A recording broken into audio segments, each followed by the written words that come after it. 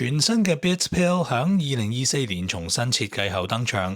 今日同大家講嘅呢一部係2025年4月底推出嘅新色之一，美國、加拿大同英國都有賣嘅粉紅色版本。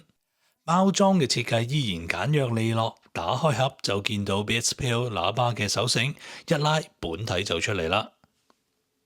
機身係柔滑霧面處理嘅橡膠手感，標誌性嘅藥丸外形先至叫得上 Pill。包裝入面另有說明書、貼紙、USB-C 充電線等等。有少少失望就係呢一條 USB-C 充電線並唔係同機身顏色一樣咯。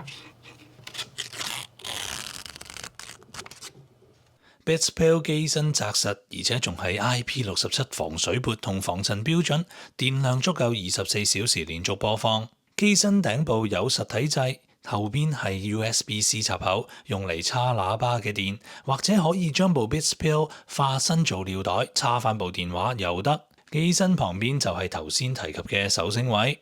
而講翻個顏色，呢一隻粉紅色比我想象中更粉啊！因為啲公關相同埋包裝上面嘅相呢，隻粉紅色都冇咁淺色㗎噃。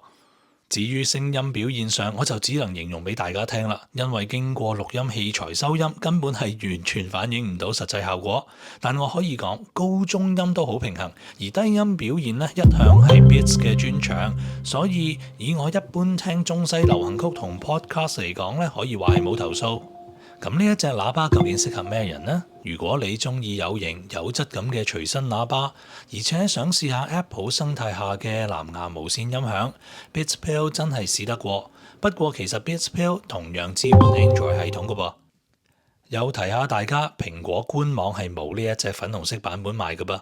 喺美國係響 Target 獨家銷售，加拿大就係 Walmart， 英國就可以響 John Lewis 揾到。另外，其實同期 Beats Pill 仲有一隻 Navy Blue 係響美國有售嘅啫，我就仲諗緊入唔入手，你哋話呢？如果你對呢部喇叭有興趣，或者已經擁有咗，歡迎留言分享你嘅睇法，記得 Like、Subscribe 同 Share。我係 Henry，拜拜。